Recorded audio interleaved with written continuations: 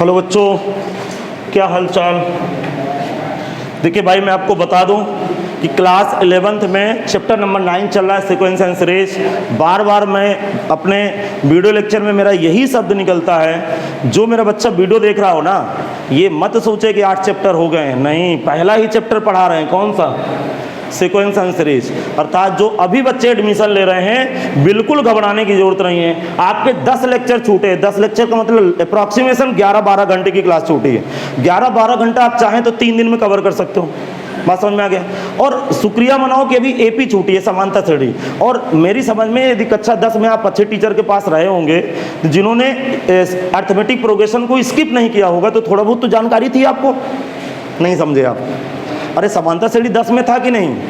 लेकिन जो टीचर पढ़ाया होगा तो थोड़ा बहुत तो जानकारी थी।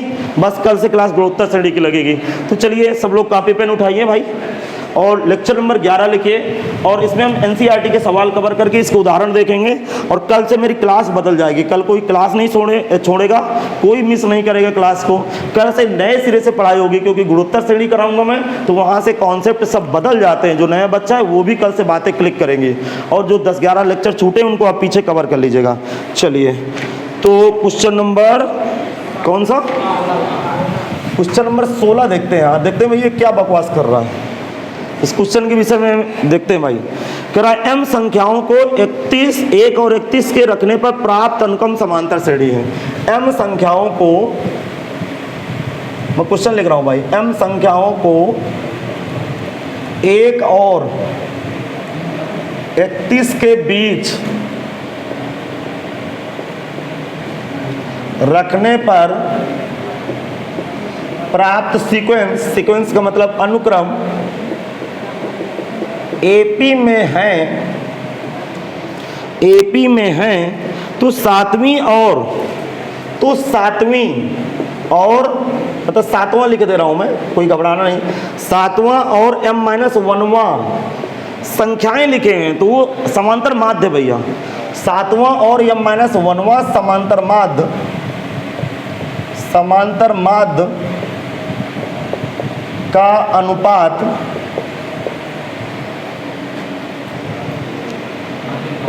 5:9 है, तो m का मान बताएं। तो m का मान बताइए। अब जिनके पास किताब नहीं, क्वेश्चन जल्दी से कॉपी करें। स्पीड के साथ क्वेश्चन कॉपी करो, समय का अभाव है, जल्दी करिए भाई।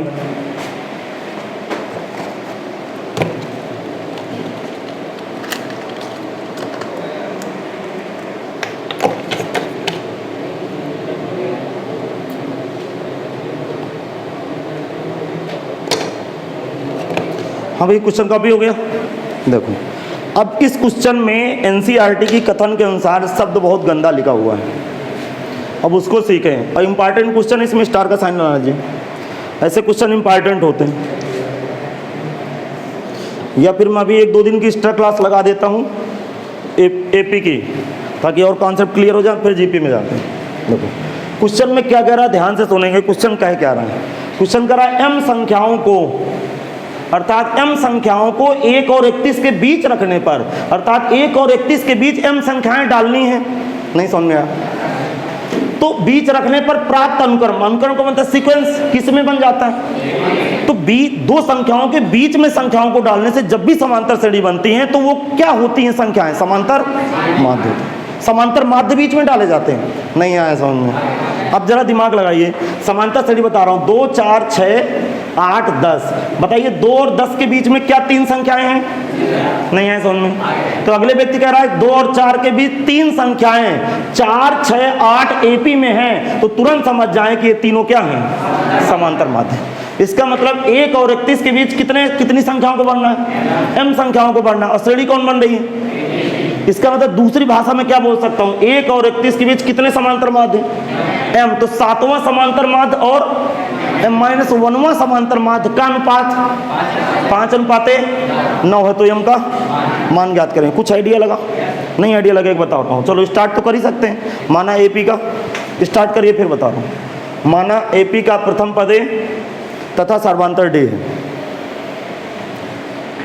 माना एपी का प्रथम पद ए सार्वंतर डी। आप भैया इंग्लिश मीडियम पढ़ते हैं? अच्छा ठीक, लिख रहा हूँ।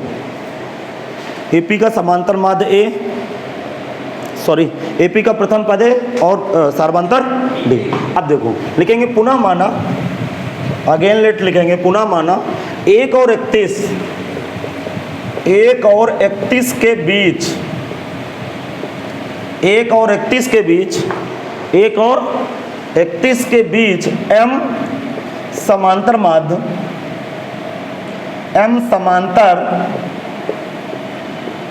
माध्य क्रमशः, हाँ भाई कोई सजेस्ट करे मुझे क्या क्या होंगे m समांतर माध्य कौन कौन होंगे? हाँ कैपिटल A1, दूसरा कैपिटल A2, फिर A3, कितने मानने AM हैं। हाँ भाई क्या ये बात स्ट्राइक नहीं किया माइंड में आपको?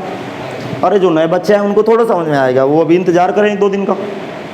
और प्ले स्टोर में जाके क्लास देखिए शुरुआत से, लेक्चर नंबर 1 से लेक्चर नंबर 6 तक देखिए और सारे कॉन्सेप्ट क्लियर। 1 और 31 के बीच m समांतर माध्य क्रमशः A1 A2 A3 dot dot AM है। किसके बीच है ये समांतर माध्य? किसके बीच है? तो सबसे पहले मैं क्या लिखूं? देयरफॉर, जिसे हिंदी में हम लोग अतः बोलते हैं। क्या एक लिखूं? क्या बोलो, एक के बाद क्या लिखूं?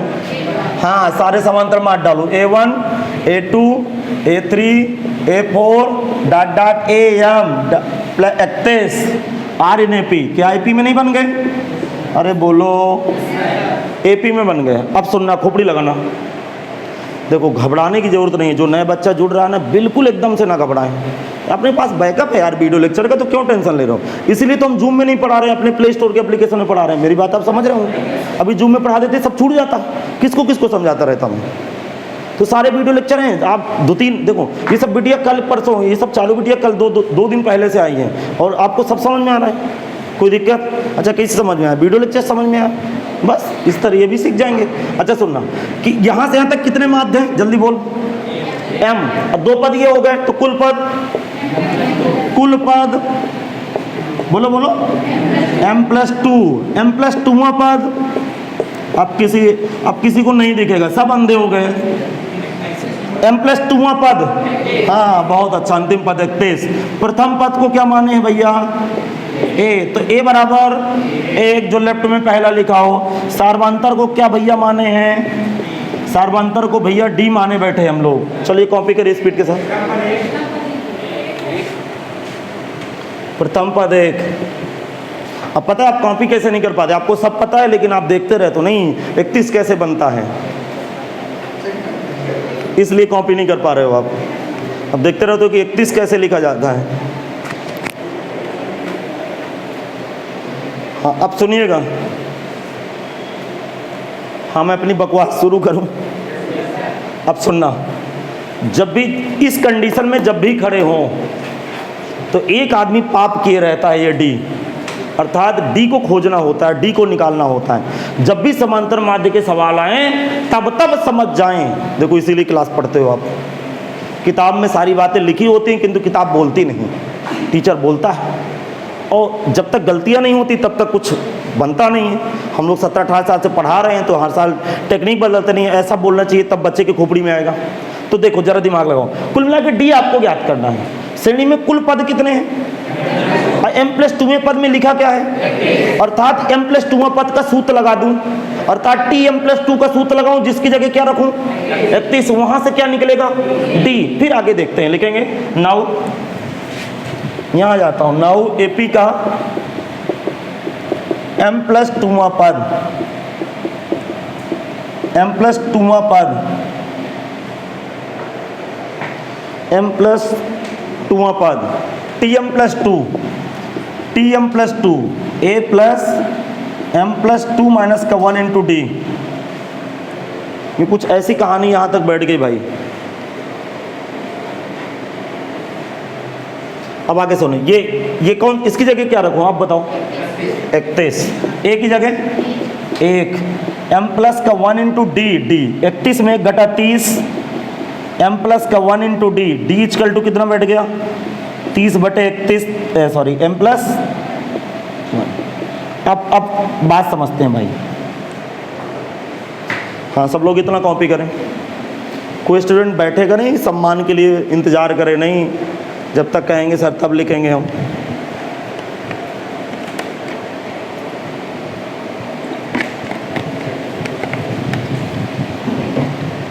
अच्छा, ये समझ में आ गया? थोड़ा स्पीड से लिख रहा हूँ, आप कवर कर लोगे? अरे कुछ नहीं, स्पीड से लिख रहा हूँ। दिन 12 की क्लास पढ़िए, फिर देखिए कितनी स्पीड रहती है।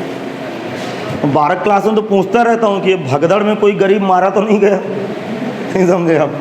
मैं कक्षा 12 की जब क्लास पढ़ाता हूँ तो पूछता रहता हूँ कि कोई गरीब मारा तो नहीं गया पीछे से, कि पता चले मैं तेज लिख गया, कोई गरीब बैठा है लिख ही नहीं पा रहा तो मारा गया वो बेचारा। अब सुनो, डी आ गया क्या? अब सुनना, ध्यान सुनना, ये A1 क्या है? हाँ, A1 पहला समांतर माध्य है श्रेणी का। अब खोपड़ी लगाना, रफ कार लिखना नहीं, बिल्कुल नहीं लिखना। A1 क्या है? पहला समांतर माध्य या श्रेणी का दूसरा पद। और श्रेणी का पहला पद A, तो दूसरा पद, तो खोपड़ी खुल गई कि अच्छा पहला समांतर माध्य का सूत्र होता है। A2 दूसरा समांतर माध्य है लेकिन श्रेणी का तीसरा पद है, इसका मतलब A+2D। जिस दिन मैं A7 पूछूंगा, अब जरा खोपड़ी लगाना। A1, हाँ मुझे बोलने दीजिए एक बार, इससे मैं थ्योरी में सब कुछ बता चुका हूँ। देखो, A1 है तो D के पीछे 1 का गुणा, और A2 है तो D के पीछे, तो 7वां समांतर माध्य A+7D। क्या किसी को दर्द है? तो A की जगह क्या? 1 और D की जगह ये, नहीं आया समझ में? तो कौन सा समांतर माध्य? 7वां का मतलब A7 मुझे निकालना है, इसकी डिमांड है क्वेश्चन में। अब भी नहीं समझ में आया? और कौन सा? M-1वां। अच्छा सुनिए, M के पहले M-1वां आता है क्या? नहीं समझ में आया क्या बोल गया मैं? M के पहले क्या आता है? M-1। अच्छा, 100 के पहले क्या आता है? हम सर जी, अच्छा बिल्कुल एकदम से इज्जत उतार में आ जाते हैं, ठीक। 100 के पहले, अरे 100 के पहले 100-1, देसी भाषा बोल रहा है, 99 नहीं बोल सकता। और 99 के पहले 98, तो M के पहले M-1, M-1 के पहले M-2। अरे उसकी भाषा में बोलो ना, 2 घटा यार। समझ में आ गया? तू चमक, देखो अभी कह देता, जरा दिमाग लगेगा, अभी कह देता, मेरे भाषा पकड़ना, मैं क्या बोल रहा हूँ। 1 और 31 के बीच 10 समांतर माध्य रखे गए हैं। खोपड़ी लगाना भाई, क्या बोल रहा हूँ। 1 और 31 के बीच 10 समांतर माध्य रखे गए हैं। और अगला व्यक्ति कह रहा है 8वां समांतर माध्य और 11वां, तो भांग खा के आ गया कि 10 समांतर बीच में रख रहा है और कह रहा है 8वां और 11वां, 10 रखे तो 11वां समांतर माध्य मैं घर से लगा दूं। नहीं समझ में आया? अभी नहीं समझ में आया आपको? अरे दिमाग के ढक्कनों, देखो 1 और 31 के बीच A1, थोड़ी देर के लिए रफ कार,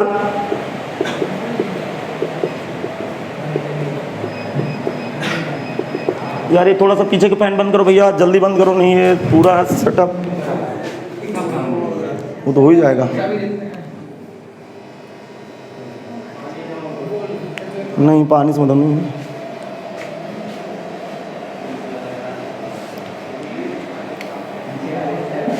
वो लाइट गई ना यार, इन्वर्टर सब कुछ चल रहा है, साथ साथ पंखे। देखना इधर, देखना मैं क्या समझाना चाहता हूँ। देखो 1 और 31 के बीच, थोड़ी देर के लिए 1 और 31 के बीच मैंने 5 समांतर माध्य रखे क्या? बोलो। तो इसमें यदि मैं कहूँगा कि 7वां समांतर माध्य बताओ, तो मैं भांग खा के नहीं आ गया? 5 भरे हैं तो 7वां मैं क्यों पूछूंगा? अब भी आपके खोपड़ी में नहीं आया? आ गया ना? तो कितने समांतर माध्य भरे उसने? कितने समांतर माध्य हैं?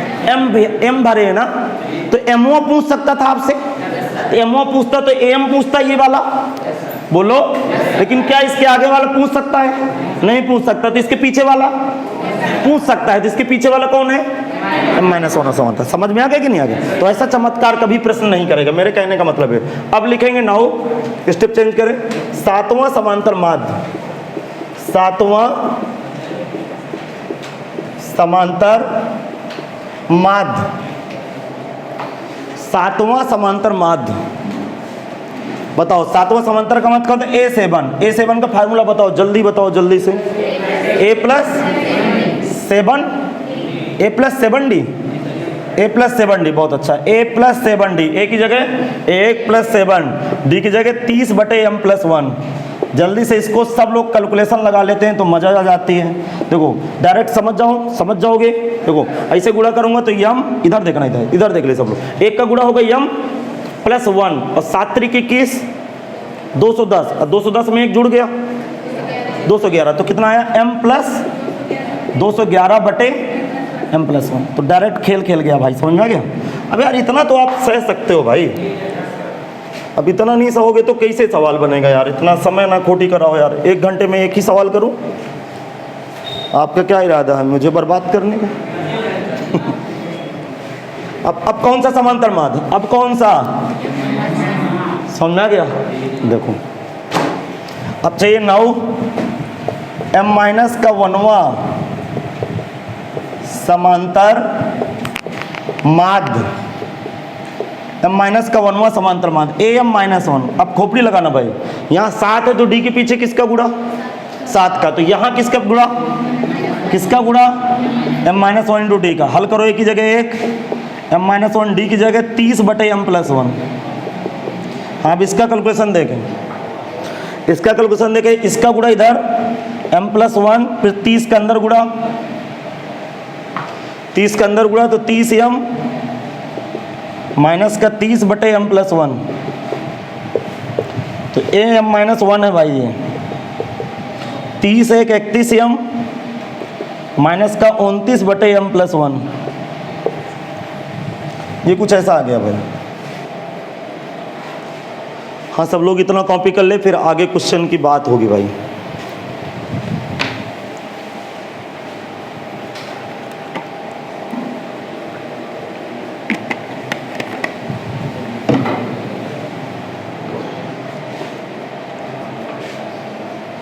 हाँ आगे बढ़ाऊँ मैं। अब क्या कह रहा है, देखो 7वां और m माइनस 1वां समांतर माध्य का अनुपात कितना दिए,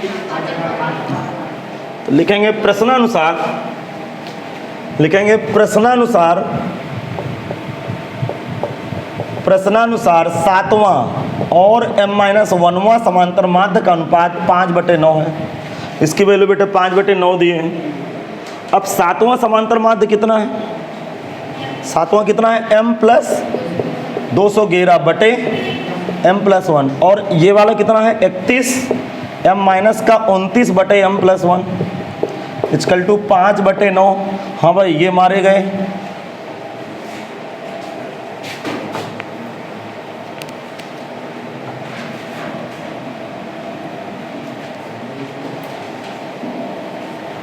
नहीं आया समझ में। अब क्या बचा जरा बताओ, अब जो बचा है वहाँ से m का मान ले आओ, क्वेश्चन खत्म।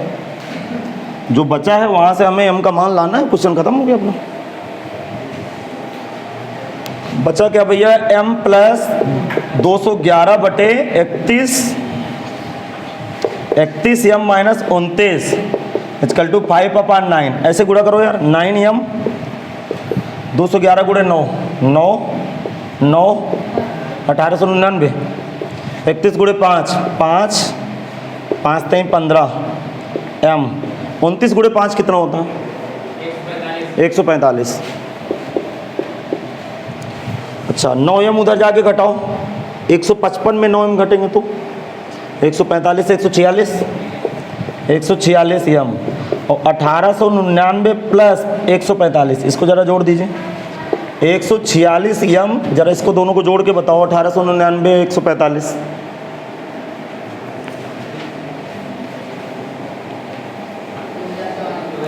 दो 2044। क्या चमत्कार हो रहा है, कुछ कटिंग वटिंग हो रही क्या? अरे कितनी बार कट रहा है, 2044 से 1146 का भाग दीजिए, कितनी बार कट रहा है? एक बार। अरे पूरा भाग दे के बता दो बेटा डायरेक्ट, ये कैंसिल आउट होता होगा 100%। अरे भाग लगा दे भाई, कहीं कैलकुलेशन तो हम नहीं गलत उलट किए। 14 बार पूरा कट रहा, 14 बार में मुड़ गया। आंसर मिलाओ एक लोग एनसीईआरटी से। अरे 14 बार कट रहा है पूरा, आंसर मिलाइए।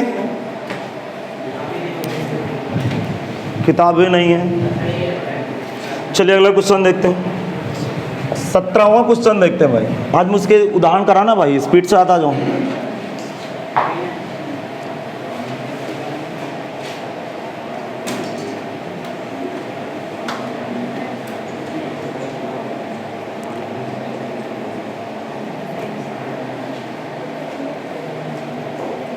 ज़्यादा दिक्कत है क्या भैया? इधर आके बैठो, तुम यहाँ यहाँ के बैठो, चलो उठ जाओ।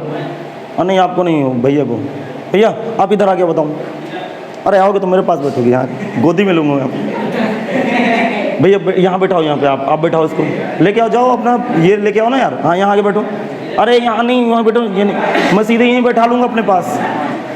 हाँ यहीं बैठो अब तुम। पता नहीं ऐसे ऐसे कर रहे हैं, मुझे दिखाई नहीं दे रहा क्या कर रहा है, मुझे कुछ समझ नहीं। अच्छा क्वेश्चन देखना, एक व्यक्ति का ऋण का भुगतान 100 रुपए की प्रथम किस्त से शुरू होता है। तब तक क्वेश्चन कॉपी करो। एक व्यक्ति, क्योंकि किताब नहीं होगी ना यार, एक व्यक्ति के ऋण का भुगतान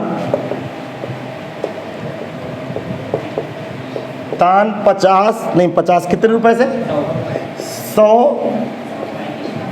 रुपए की प्रथम किस्त से शुरू होता है। प्रथम किस्त से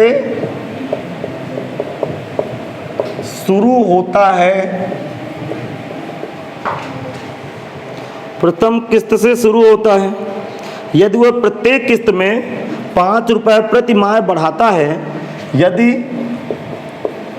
वह प्रत्येक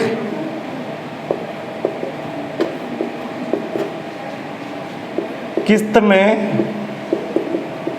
5 रुपए बढ़ाता है, तो उसकी क्या पूछ रहा है? तो 30वीं किस्त की राशि क्या होगी? तो 30वीं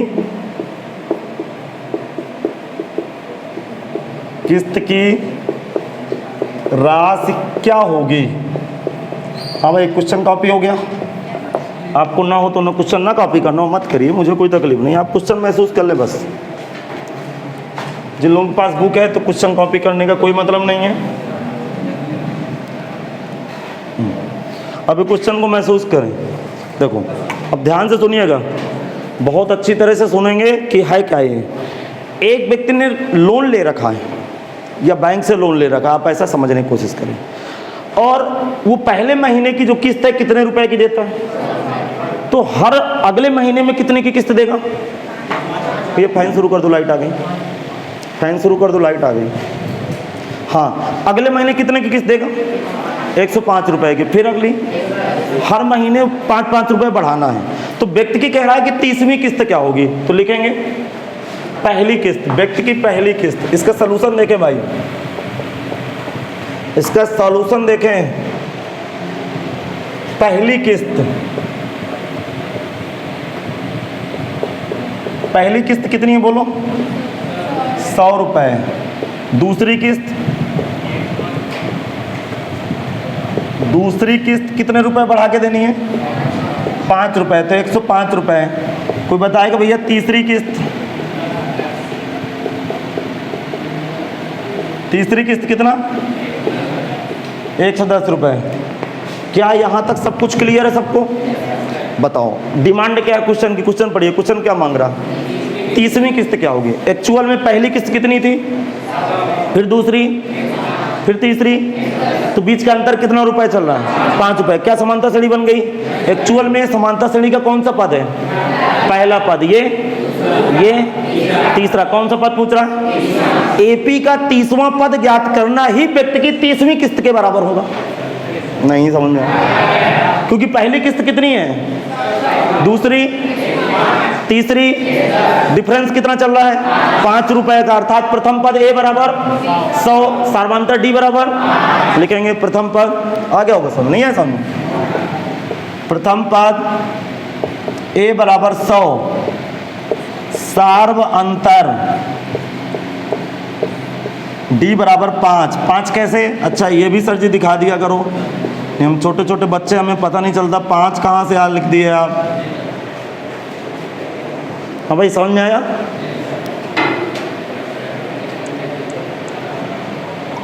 हाँ भाई जिनको समझ में ना आ रहा हो उनको गोदी में ले ले। हाँ सब कर सकते भाई। हाँ देखो अभी लिखने लगा, अभी तक ये पीछे चल रहा था, बराबर मुझसे आगे हो जा रहा। कमी देखो, मैं सारा बात समझ रहा हूँ, आपकी भावनाएं मैं 20 साल से ही कर रहा हूँ मेरी बात, इसीलिए मैंने आपका तकलीफ हटाया ना। टीचर का काम क्या होता है? स्टूडेंट का तकलीफ हटा देना। अब देखो जरा दिमाग लगाना। अब देखो श्रेणी का प्रथम पद कितना है? सर्वांतर। अब सुनना, मैं एक बात लिखा दूं, समांतर श्रेणी का 30वां पद ही व्यक्ति की 30वीं किस्त के, लिख दीजिए नीचे, समांतर श्रेणी का 30वां पद ही, स्पीड से लिखो, समांतर श्रेणी का 30वां पद ही, समांतर श्रेणी का 30वां पद ही, 30वां पद ही व्यक्ति की 30वीं किस्त के बराबर होगा, व्यक्ति की 30वीं किस्त के बराबर होगा, व्यक्ति की 30वीं किस्त के बराबर होगा। चलिए लिखेंगे, अतः एपी का 30वां पद T30, कोई बताएगा T30 का formula A plus 30 minus 1 into D. तो T30 का मतलब A का मतलब 100, D का मतलब 5 चल रहा है, 29 गुणे 5, 29 गुणे 5 कितना बेटा बेटा, ये 145, आंसर 245 रुपए लिख दीजिएगा आप। अब आप रिपोर्ट क्या लगाओगे, क्वेश्चन की रिपोर्ट क्या लगाओगे, जल्दी बताओ, कि व्यक्ति द्वारा 30वीं किस्त कितनी है, लिखेंगे अतः व्यक्ति की 30वीं किस्त 245 रुपये है।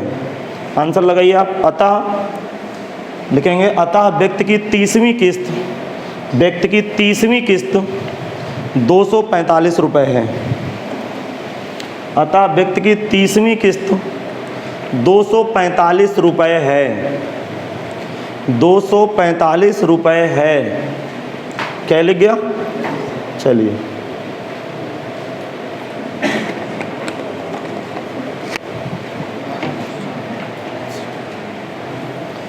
हाँ भाई, अगला क्वेश्चन बहुत ही important, very very important question.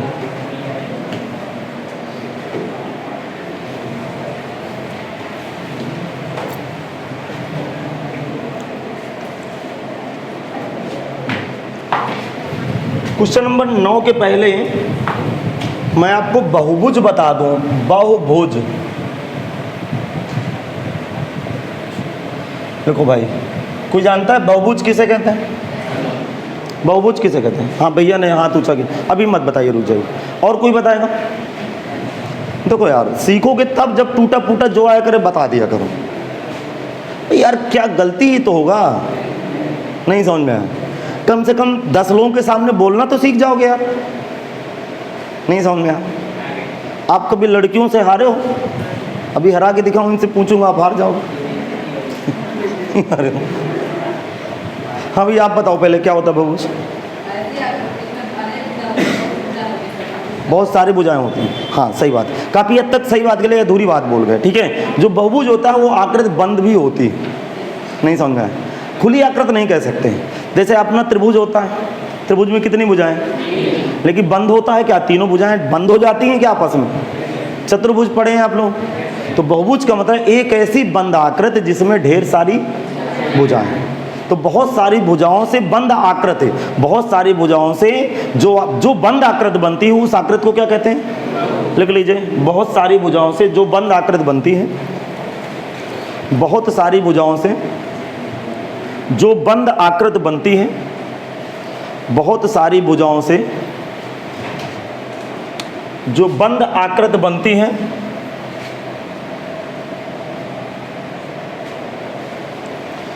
बहुत सारी भुजाओं से जो बंद आकृति बनती है, उस आकृति को हम बहुभुज कहते हैं।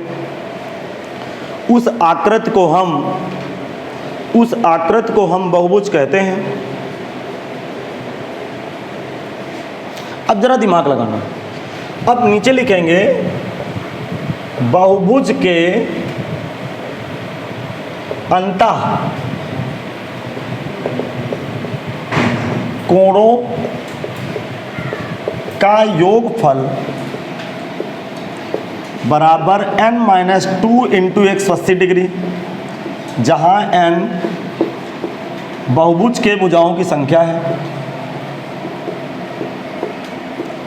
बहुभुज के भुजाओं की संख्या है।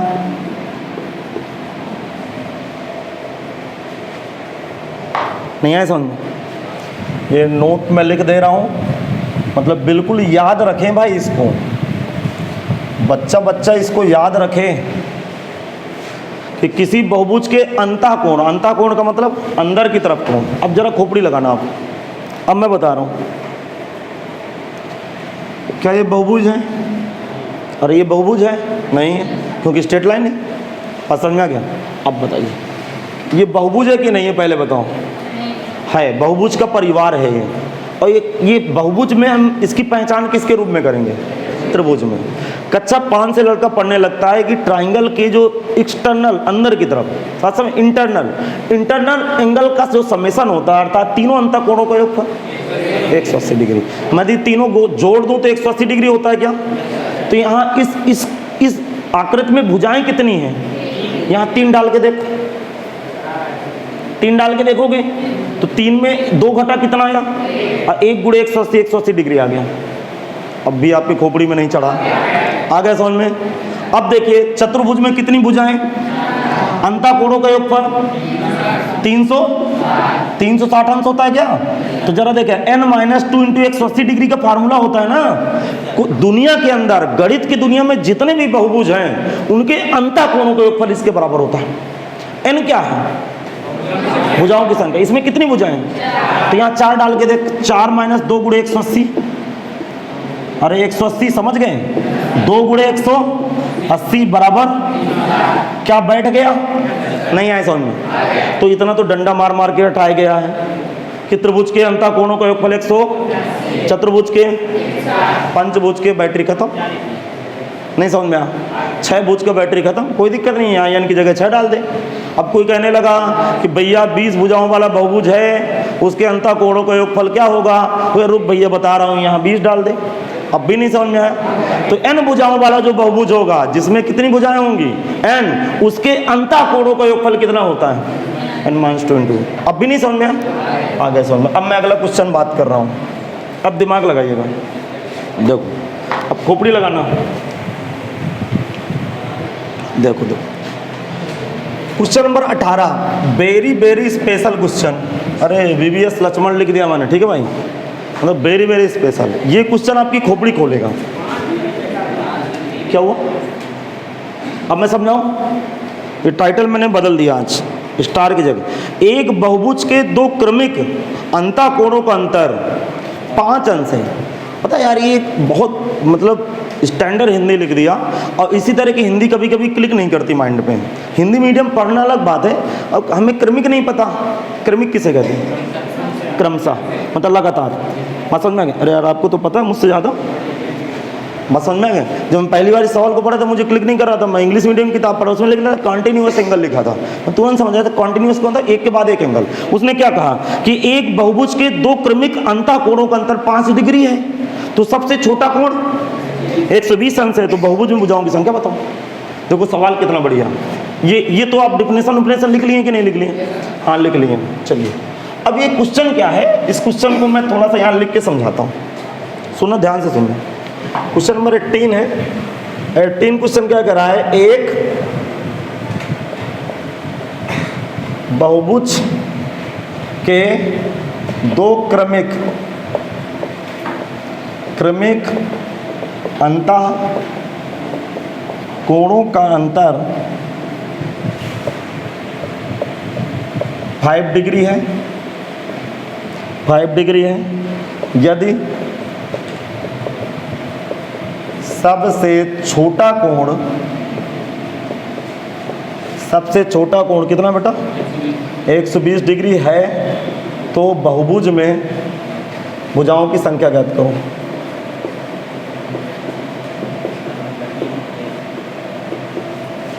भुजाओं की संख्या ज्ञात करूं। देखो मैं आपकी खोपड़ी खोलूंगा भाई। सबसे पहले इस क्वेश्चन को दिमाग में भरा जाए कि चल क्या रहा है। एक बहुभुज है अपने पास जिसमें 2 लगातार कोणों का अंतर कितना चलेगा? 5। सबसे छोटा कोण, अर्थात बहुभुज में जो आगे वाले कोण आएंगे वो हर 5 डिग्री बड़े आएंगे। अब भी आपकी खोपड़ी में नहीं आया, क्योंकि वो किस की तरह का सवाल है। सपोज दैट देखो मैं यहाँ से बहुभुज बनाना शुरू किया, जरा समझना, ये कुछ ऐसे चल रहा है, तो ये एंगल कितना है? और इसके बाद वाला जो एंगल बनेगा वो 125। फिर अब भी नहीं समझ में आया, हर बार 5-5 डिग्री जोड़ना पड़ेगा। क्या क्लियर है भाई? तो कह रहा है कि भैया देखो, दो क्रमिक का मतलब दो लगातार कोणों के बीच का अंतर कितना है, और सबसे छोटा कोण अर्थात 120 से ही शुरू होता है, 120 से बढ़ता चला जाएगा। क्या आप क्लियर हो? अब समझिएगा। तो कह रहा है तो बहुभुज की भुजाओं की संख्या बताओ। तो मान लेंगे माना बहुभुज में भुजाओं की संख्या, इस मान या नहीं, इसके अलावा हमारे पास कोई चारा नहीं। देखेंगे माना बहुभुज में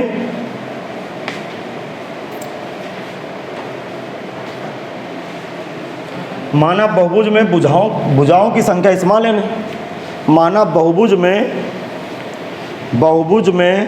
भुजाओं की संख्या, माना बहुभुज में भुजाओं की संख्या लिख भाई, भुजाओं की संख्या क्या है, इस मान है। यहां तक क्लियर हो आप लोग? अब जरा खोपड़ी लगाना, ध्यान से सुनना। कितनी भुजाएं? तो कोण कितनी भुजाएं? 4। तो कोण कितने? 4। 3 भुजाएं, 3 कोण, 4 भुजाएं, तो n भुजाएं, n कोण।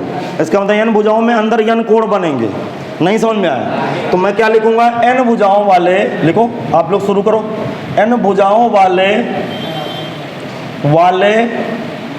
बहुभुज में अंतः कोणों का योगफल, अंतः कोणों का योगफल। अब जरा खोपड़ी लगाना भाई, अभी भी आपके दिमाग में भेजे में बात आई नहीं। जो लिखा है हिंदी वो दिखाई दे रही, मैं थोड़ा सा राइटिंग बना के नहीं लिखता हूँ, समझ गए होंगे यार, पढ़ाऊँ की राइटिंग बनाऊँ। देखो, n भुजाओं वाले बहुभुज के अंतः कोणों का योगफल। त्रिभुज में कितनी भुजाएं? तो अंदर के कोण कितने? 3 ही तो होंगे। चतुर्भुज में 4, तो 4 अंदर के कोण थे। n भुजाओं में कितने अंदर कोण? n कोण होंगे अंदर, जिसमें पहला कोण, अगला, और इस तरह का बकवास करते करते ये कितने पदों तक जाएगा? n पदों तक जाएगा। हाँ, कभी कभी ऐसा लिख के भी काम चलाया जाता है। अभी लिखो नहीं, इधर देखो, पहला कोण, दूसरा, तीसरा। अरे अब सुनना, 10 पद होते तो मैं लिख देता। और कह रहा है इस तरह के कोण कितने जुड़ रहे हैं, कितने पदों तक जुड़ रहे हैं? n पदों तक। अब भी नहीं समझ में आया? आगे समझ। तो ये कोई लास्ट टर्म नहीं लिखा हुआ है, वो ये क्या संकेत कर रहा है कि 5-5 डिग्री जोड़ते चले जाओ, लेकिन पद कितने लिखने हैं? n बहुभुज है, क्योंकि n भुजाओं वाला बहुभुज है, तो अंदर की तरफ n कोण होंगे, उन n कोणों को 5-5 डिग्री के अंतर में जोड़ते चले जाओ। अब भी आपके नहीं समझ में आया? आगे समझ। अब जरा दिमाग लगाना, ये क्या एपी की n पद है क्या? अरे डिग्री को गोली मारो, समांतर श्रेणी के n पद, n पदों का योगफल n/2 बोलो, इंटू 2a प्लस का n-1 इंटू डी। तो n/2 2a का मतलब 120 डिग्री, प्लस का n-1 इंटू डी, डिग्री हटाता हूं क्योंकि क्वेश्चन बनाने पड़ेगा, डी का मतलब 5। अब देखो जरा दिमाग लगाना, लेफ्ट हैंड साइड में, सॉरी राइट हैंड साइड में n भुजाओं वाले बहुभुज के क्या अंतः कोणों का योगफल आपके सामने नहीं है? नहीं समझ में आया? ये समझ में नहीं आ गया? आगे समझ में। अब हम पढ़े क्या है कि n, यदि n भुजाओं वाला बहुभुज है तो अंतः कोणों का योगफल किसके बराबर होता है? n-2 into 180 degree. अब भी नहीं समझा?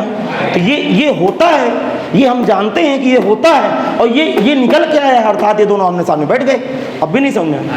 लिख लीजिए, फिर समझाऊं क्या? समझाना फिर से। ये कहाँ से आया ये? अरे अभी थ्योरी बताया ना यार, ये थ्योरी बताया, ये सूत्र होता है, और ये जोड़ के आ गया तो आमने सामने बैठ गए।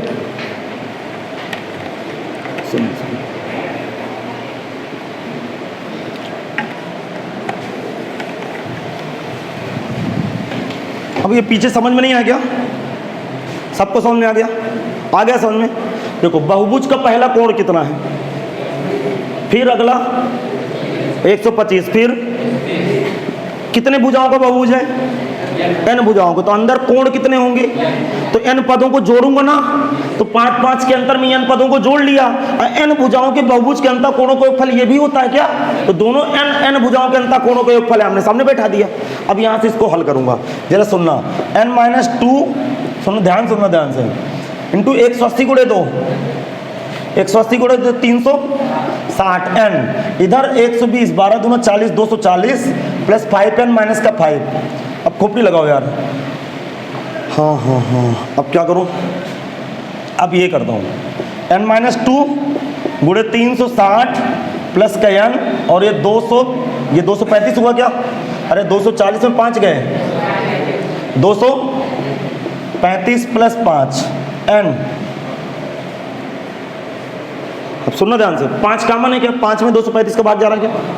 5 में 360 का भाग भी चला जा रहा है। तो 5 से 360 कितनी बार कटा? ये कितनी बार कटा? 5 सत्ते 35, 1 5 दूना 10, 35 सत्ते 35, 5 दूना 72 बार, 72 बार कटा भाई। और ये n, ये 235 कितनी बार कटेगा? कितना? 500 को 20, 45 बार n। हाँ, 72 n माइनस 72 n माइनस 72 गुणे 2, 72 गुणे 2 बताओ, 144, 144, 47 n प्लस का n स्क्वायर, 47 n प्लस का n स्क्वायर आ गया। चलो इसको एक तरफ करके द्विघात समीकरण बनाओ n में।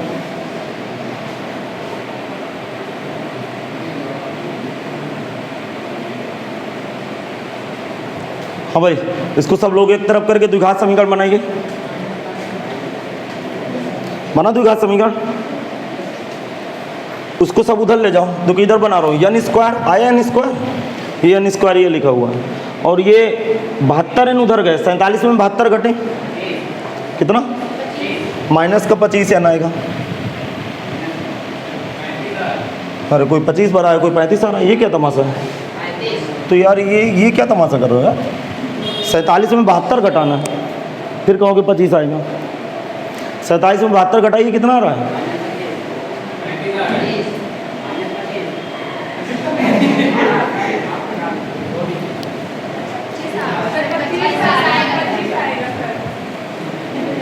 ऐसे ऐसे लोग बैठे हैं तो तुम्हें कक्षा 2-3 की गणित नहीं आती, दिमाग ना खाओ मेरा। n स्क्वायर माइनस का 25 n प्लस 144, 35 आएगा, ये आएगा। जोड़ने घटाने में समस्या हो रही है। अब इसके फैक्टर क्या होंगे? 16 9, 16 और 9, 16 गुणे 9 144, फैक्टर बन गए भैया। n स्क्वायर माइनस का 16n माइनस का 9n प्लस 144 बराबर 0। n कामन n माइनस 16 और माइनस का 9 कामन n माइनस 16। अब सुनना, दिमाग लगाना, n माइनस 16 कामन n माइनस 9 बराबर 0। देखो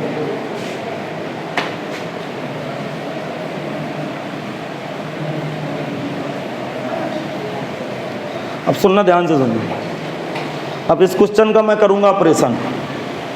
देखो एक्चुअल में जो अभी तक मैं बेसिक बता रहा हूँ, आप 10 तक शायद आपके साथ कोई टीचर ये डिस्कस ना किया हो, वैसे हो सकता है किए होंगे, लेकिन ये बताने की ज़्यादा ज़रूरत नहीं होती। बीच में चिन्ह किसका लगा है? गुणे, अर्थात दो ब्रैकेट के बीच का चिन्ह हमेशा गुणा माना जाता है। इन दोनों का उत्तर कितना है? इन दोनों का उत्तर निश्चित रूप से, जरा दिमाग लगाइएगा, 100%। या फिर इसने 0 दिया या इसने 0 दिया। अरे दिमाग के ढक्कनों, क्या बोल रहा हूँ? इसको देखो, ये कह रहा है कि भैया मैंने 0 नहीं दिया, वो कह रहा है कि मैं 0 नहीं दिया, तो इसको 0 देना पड़ेगा। इसको 0 नहीं देना पड़ेगा तो साला उत्तर 0 कैसे आ गया? अब भी खोपड़ी में बात नहीं आई। इसका मतलब होता क्या है? n माइनस 16 बराबर 0, या अभी भी बात नहीं समझ में आई। या का मतलब एक साथ 0 नहीं होंगे, n माइनस 16 0 होगा, या n माइनस कोई दो में से एक 0 होगा। यदि कोई दो में से एक 0 हुआ तो उत्तर 0 बैठ जाएगा। अब भी आपको समझ में नहीं आया? आ गया समझ में? अब देखो यहाँ से n बराबर क्या आ गया? 16, या बोलो n बराबर। अब जरा खोपड़ी लगाना, ठीक, अलग अलग लिख दो थोड़ा सा।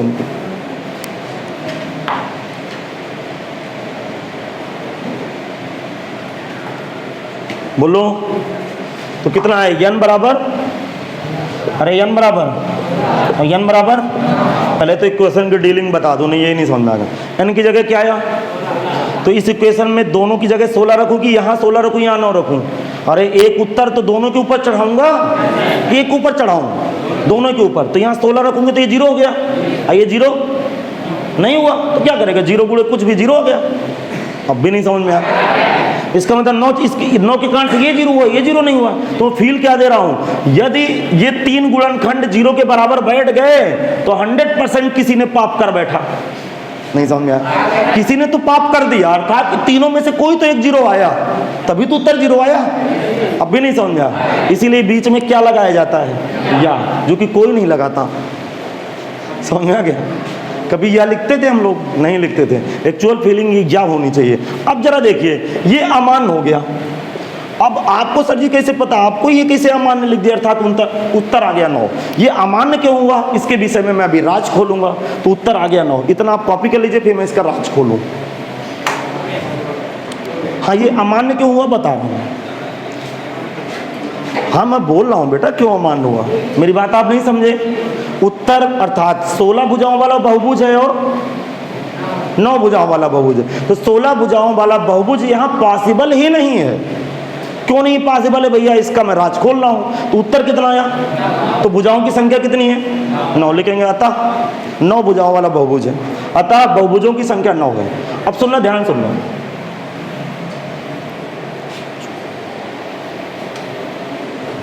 अतः बहुभुज में भुजाओं की संख्या 9 है, अतः बहुभुज में भुजाओं की संख्या 9 है। अब अगले व्यक्ति के दिमाग में बात आती है भैया कि मुझे ये बता दो कि 16 आप आंसर क्यों नहीं लिखे हैं, आखिरकार 16 आंसर आपने इग्नोर क्यों कर दिया, इसको लिस्ट से बाहर क्यों कर दिया।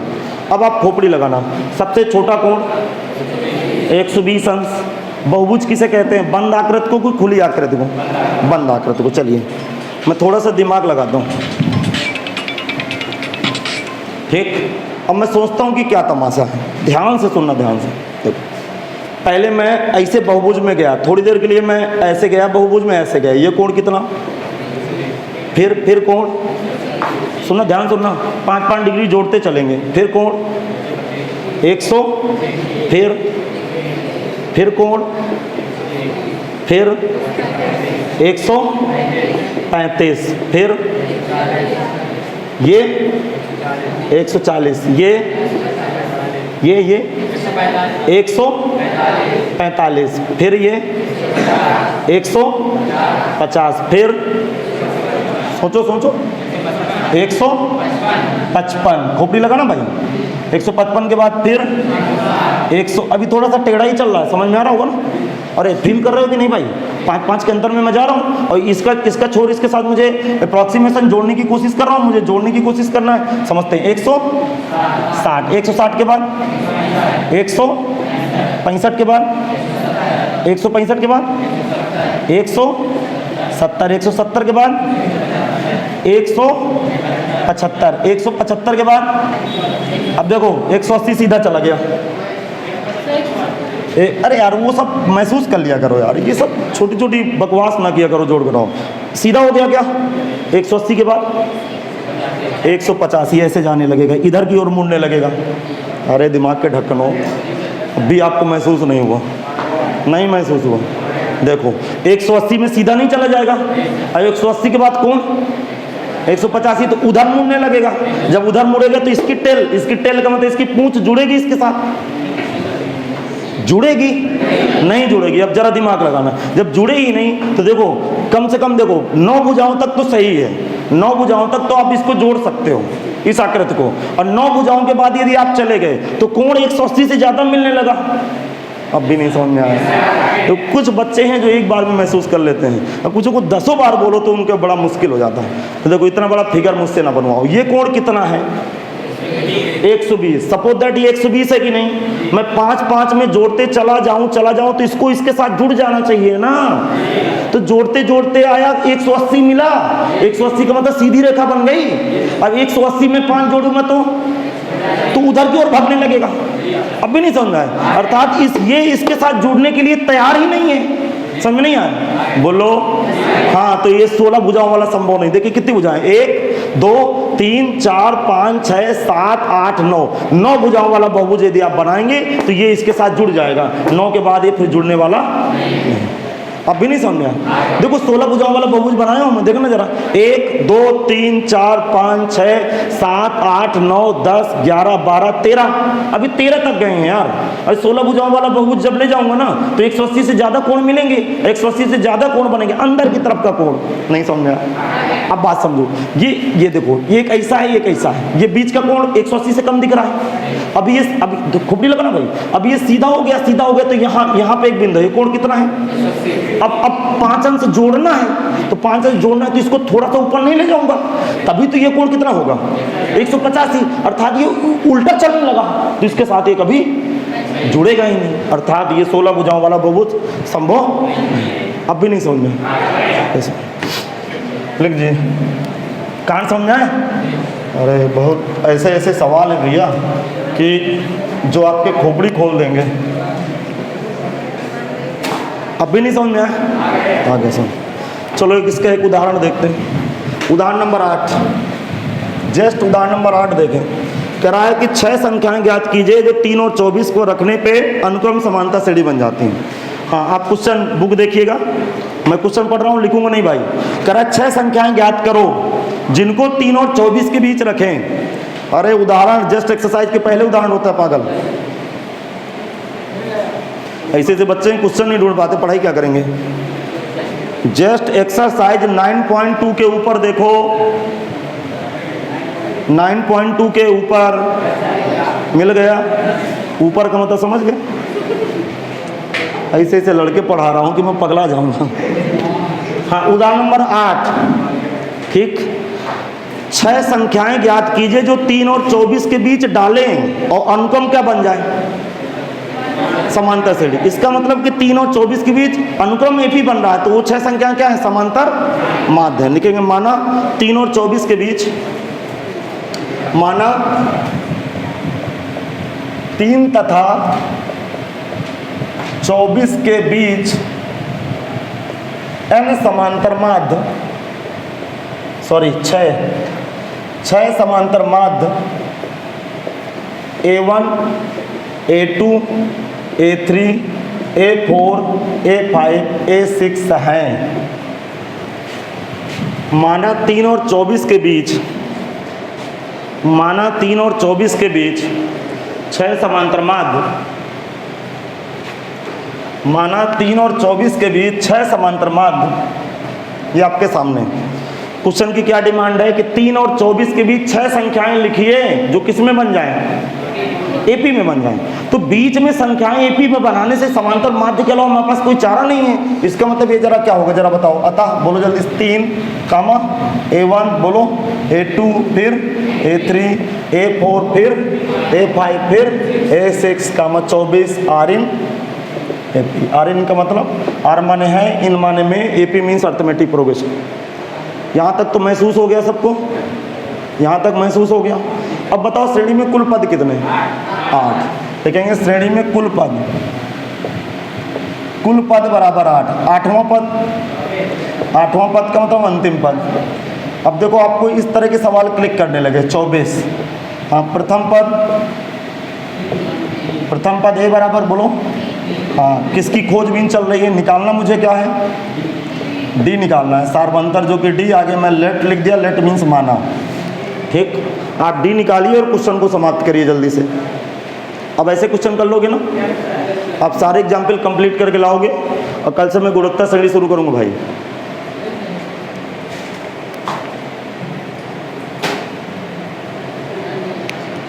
हाँ भाई बढ़ाऊँ आगे। अंतिम पद कौन सा पद है? 8वां पद। तो एपी का 8वां पद का सूत्र लगा दे भाई। एपी का 8वां पद लिखेंगे, एपी का 8वां पद, एपी का 8वां पद T8। बताओ T8 का सूत्र क्या होगा? T8 का सूत्र क्या होगा? A plus 8 minus 1 into D, अर्थात T8 की जगह कितना है? 24, ए की जगह 3 प्लस 7D। 24 में 3 घटे 21, 7D और D बराबर 3 आ गया। अब आप कहोगे बहुत तेज लिख रहा हूँ। कहाँ तेज लिख रहा हूँ? खुद अपने आप कैलकुलेशन करो, क्यों बोर्ड की तरफ देख रहे हो, क्या घटाना नहीं आता आपको? हाँ भाई, डी निकल गया। अब किनको निकालना है? ये 6 समांतर माध्य निकालने हैं क्या, ये वाले? तो लिखेंगे पहला समांतर माध्य, पहला समांतर माध्य, पहला समांतर माध्य, पहला समांतर माध्य A1 बताओ, A1 बराबर क्या लिखूं? A plus D. A1 बराबर A प्लस डी। क्लियर हो आप लोग? A1 बराबर A प्लस डी। चलो A और D की वैल्यू रखाओ। A का मान 3, D का मान 3, तो 3 3 6। इसी प्रकार A2 बराबर A plus 2D। This implies A2 equal to A की जगह 3, 2D की जगह 6, 6 3 9। चलिए सब निकाल लीजिए।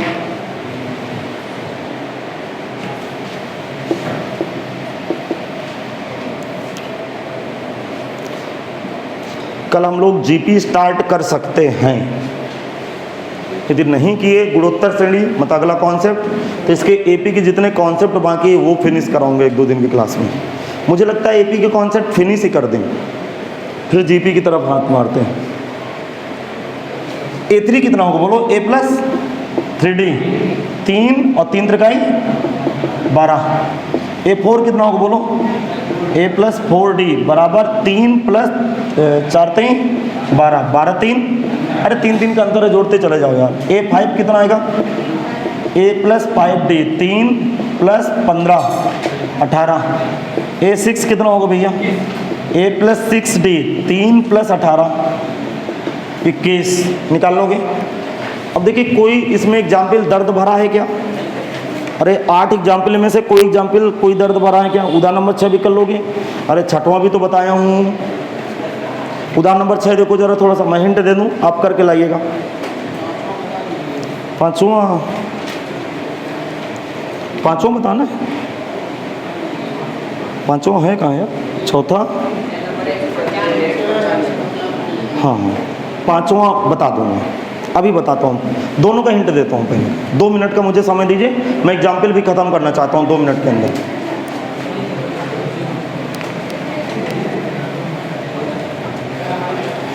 अब इस मंडे से समय से क्लास चलेगी, अर्थात 1.5 घंटे पढ़ाई होगी, 3:30 से क्लास बिल्कुल प्ले हो जाएगी। देखो पहले तो उदाहरण नंबर 6 देखो, सब लोग बुक देखे जिनके पास बुक है। 194 पेज में है, कोई पेज का भरोसा नहीं। उदाहरण नंबर 6 पे आइए। बोलूं, 2 समांतर श्रेणियों के n पदों के योगफल का अनुपात, अर्थात 2 अलग अलग समांतर श्रेणी हैं जिनके n पदों के योगफल का अनुपात 3n प्लस 8 अनुपाते 7n प्लस 15 है। याद आया? नहीं याद आया? उदाहरण, ये कौन सा सवाल एक्सरसाइज का? मैं एक्सरसाइज पे चला जाता हूँ। एक्सरसाइज पे सवाल है, अरे कौन सा क्वेश्चन नंबर 9।